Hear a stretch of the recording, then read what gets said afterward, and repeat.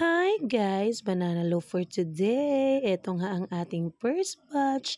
Nag-bake tayo ng 35 pieces. O diba, napakadami at bonggang-bongga naman talaga. Sulit na sulit ang ibabayad nyo dyan guys. Thank you so much Mama Risa. At syempre, ito nga ang ating second batch. Meron tayo dyang 2 pieces na cake. Yan, samahan din natin ang banana loaf again. 13 pieces naman yan. O, diba? Syalang-syala sa box. At eto naman ang ating third batch. 33 pieces naman. O, diba?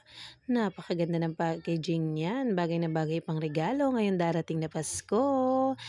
Ayan, punong-puno sa toppings.